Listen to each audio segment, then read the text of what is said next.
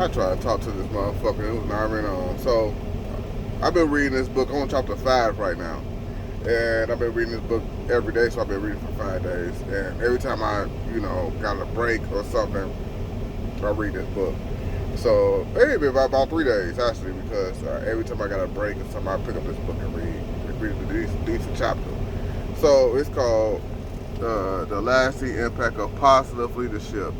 It's by Stan Toler, but he's forwarded by John C. Maxwell. It's actually he already say like John C. Maxwell, he knew his father, but that's later on in the chapters. He knew his father. He grew up with John C. Maxwell. John C. Maxwell, I got a lot of books by John C. Maxwell. Yeah, John C. Maxwell, I got a lot of books by him. So I'm starting with chapter 1. Chapter 1 is the power of the positive mind.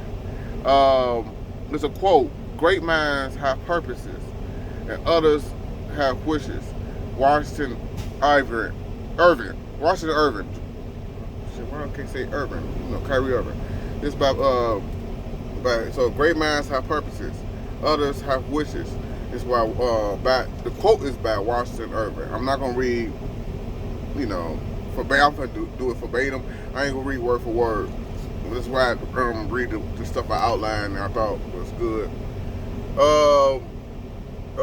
He had one text that I outlined. Well, he had a couple texts, but he had one text I outlined that really hit me.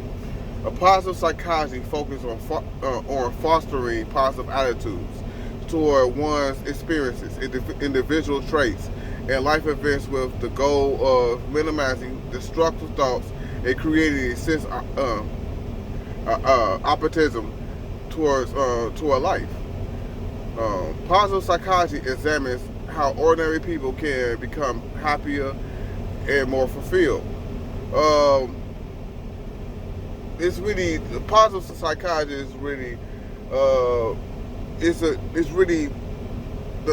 a positive thing. The outlook on things. You know what I'm saying? People always be narcissists. It's to be the opposite, and you have a better chance of succeeding in life. So that's a nice car. I like this car. It's a Nissan.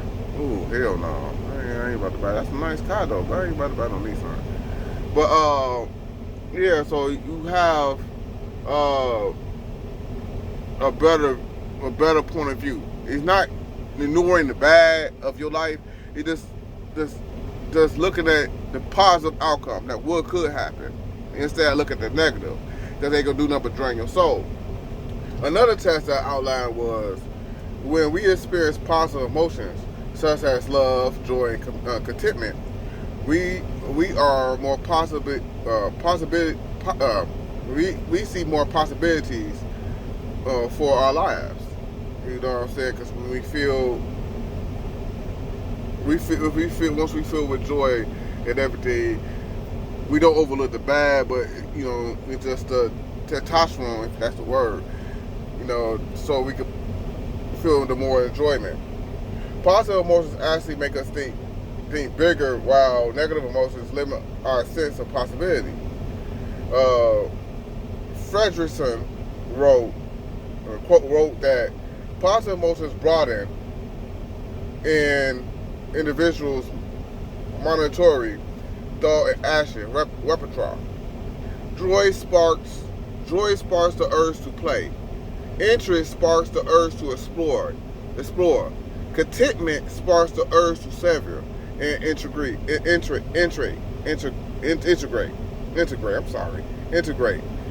And love sparks the recurring cycle of each of those urges within safe and close relationships.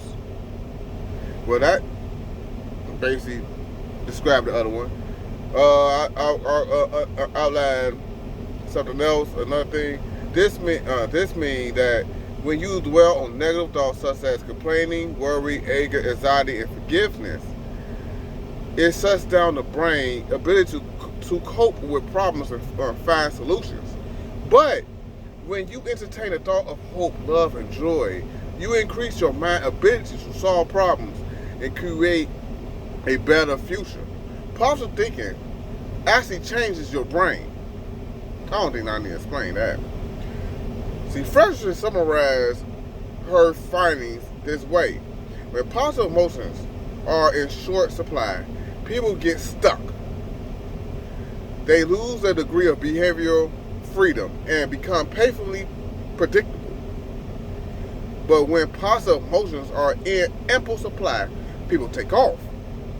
They become generative, creative, resilient, right. I just got that one from high school diploma. GED ain't working for me. Right, with possibility and beautifully complex. The broadened and built theory conveys how positive emotions move people forward and lifts them to a higher ground and of optimal well-being. This is another quote I outlined. Positive thinking results in a greater sense of personal well-being. Plus, it increases your ability to solve problems, make friends, and influence others.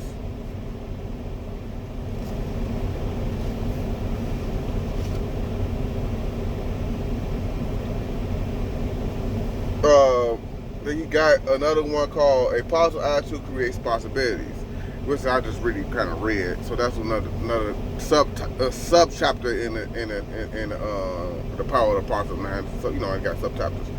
So basically, is what he's saying is, what you think is who you are. You know what I'm saying? So it got another subtitle. The right attitude comes first. Our attitude determines our approach in life. That's number one. Our attitude determines our relationship with people. Our attitude is often the only difference between success and failure. Our attitude is the beginning of a task will affect its outcome more than anything else. Our attitude can turn problems into blessings. Our attitude is not automatically good just because we belong to God. That's deep. That's the last one deep. Let me repeat that. Our attitude is not automatically good just because we belong to God. Ooh, that motherfucker right there is deep. Another subtitle or subchapter. Positive thinkers get positive results. Norman thought that the more problems you have, the more alive you are. And which means that, I'm finna nigger it up. I'm sorry, because I don't know, that's where my mind going to. The more problems you have, the more alive you are. Which means dead people don't have no problems. You know what I'm saying? Babies have problems. Teenagers have problems. People my age have problems. Older people that's older than me have problems. Everybody have problems. But dead people don't have problems. So the more problems you have, the more alive you are. So the positive thinking, the more problems you have, the more ways you can solve them. In old Christian things, they used to say that the bigger the problem, the bigger the blessing. So, if you have that faith in mind, the bigger the problem, the more problems you have, that means God finna bless you. In other words, they got different sayings. The more problems you have, that means the devil trying to stop you from God blessing you. It means a bigger blessing on the other side. So, I mean to nigger it up over gospel. Same shit. The subchapter, The Power of Positive Influence. I told you I ain't gonna read all of it, not word for word, because I really want you to get this book. It's a really powerful book.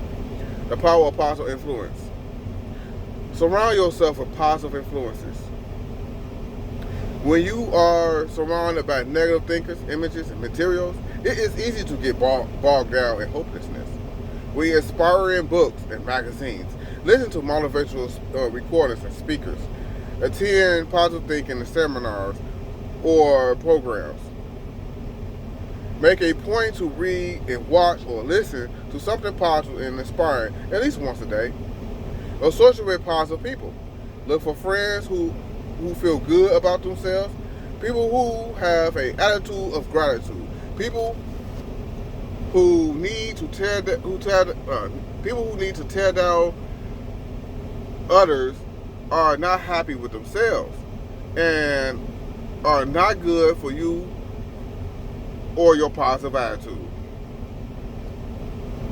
Now, another subtitle, The power of a positive attitude.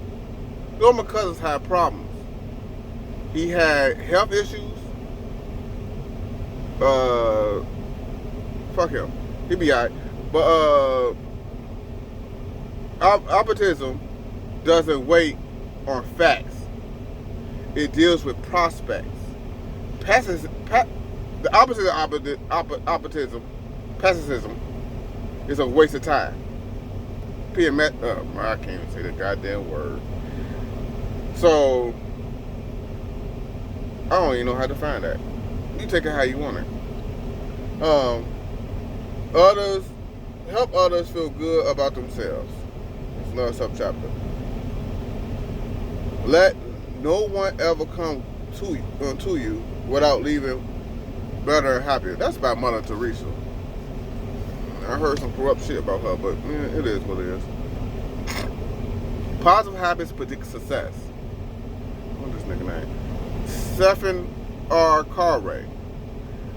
He wrote the book, The 7 Habits of Highly Effective People. The 7 is listed as be proactive. Begin with the end in mind. Put first things first. Okay, let me start over. Okay. Number 1, be proactive. Number 2, begin with the end in mind. Number 3, put first thing first. Number 4, think win-win. Number 5, seek first to understand, then to be understood. Number 6, synchronize. That means work together. And number 7, sharpen the saw. Replenish yourself. And last but not least, outline this shit right here. It's all about creating the right habits. Good habits or best practices are hard to develop, but they are easy to live with. Bad habits are easy to develop, but they are hard to live with. In the end, develop good habits. There's a power of positive mind. We all gotta change. We just read this because let me show this again. The lasting impact of positive leadership, and by Stan Toler, before by John C. Maxwell. I'm gonna make another video tomorrow about it. We all gotta change our mindsets. You know, the negative output ain't gonna do.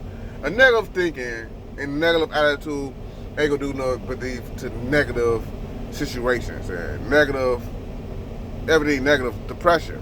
A lot of people, it's easy because we always look for the shit we don't have into the shit we do have. We never see how we blessed to have certain things. You see what I'm saying? Like I could easily get like that. Like I'm not prepared. I mean, I'm not where I'm supposed to be at in trucking. I've been driving for 5 years, but I still be jumping job to job. You know what I'm saying? Now that I'm reading these books, I read these books, start reading these real. I've been reading since I was 14, since I dropped out of high school. I dropped out of high school for a long time. But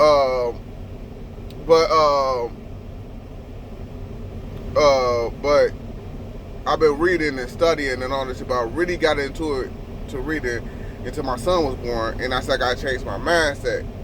Being a criminal and being a gangbanger is not what it is, and it's not getting me nowhere but jail and prison. I keep going back and forth to that shit. So when I started reading John C. Maxwell's of the world and Rich Dad Poor Dad and Richest Man of Babylon, and I said I gotta change I gotta change me in order to reach success. You see what I'm saying? So I'm thanking God for this job, because this job pursued me an apartment. This job pursued me a car. This job pursued me these clothes and these watches and shit. You know what I'm saying? This job, even though I complain about this job a lot on YouTube, but I thank God for it. So I have to change my mind. I'm still a work in process. But the more I be optimistic about everything, the better shit be. I don't let shit. And then there's another thing. It's another key gem that the book, that chapter there, what he says. It don't. I forgot the goddamn point, but it don't. Oh yeah, shit don't affect you how it used to. You know what I'm saying? shit hits you. Okay, my car got towed. My car got towed last Thursday, and it was $200 to get it out. You know what I'm saying? I was like, okay. And how I look at everybody, like, oh man, I could give you. Oh my God, we got cough up. I said, no, I got the 200. It just let me know that I should not be here. First of all, I ain't supposed to be at the situation in the first place. I ain't supposed to be hanging out over there in the first place. That's one thing. And that let me know that, okay, I'm supposed to be over here in the first fucking place. The second thing is, got the goddamn second point. My mind is bad. That's why I smoke cigarettes, because I remember so much. But the second thing it was that,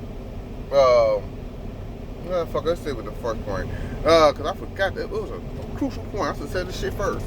Yeah, but I should never be here in the first place. You know what I'm saying? And besides, oh yeah, the second point, I had to think about the second point. That's why I can't edit. I wish I could edit.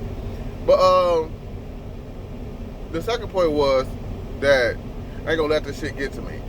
Now I know that's the second point. And the third point is, now I know that I should not park here no more. You know what I'm saying? I know where I can't park at. You know what I'm saying? I can't park here no more. You know what I'm saying? I'm gonna park here. I'm gonna get my shit towed. It cost me $200. That's a painful way to learn. $200 is a painful way to learn, because nobody wanna call for $200. I don't give a fuck how rich you are. You call for $200 and don't get shit in return. That shit sucks. But every failure is a lesson. Okay, and that's what the change your mind and the expression was telling you. Change your mind, because every failure is a lesson. It's a lesson in that failure. I don't give a fuck what it is. You know what I'm saying? I went to jail. Okay, stop doing that. You got to control your emotions. You can't do that. You know what I'm saying? You can't do that, or you're going to keep suffering the same shit. So every failure is a lesson. So like, share, subscribe. This is Don Mr. Wrong.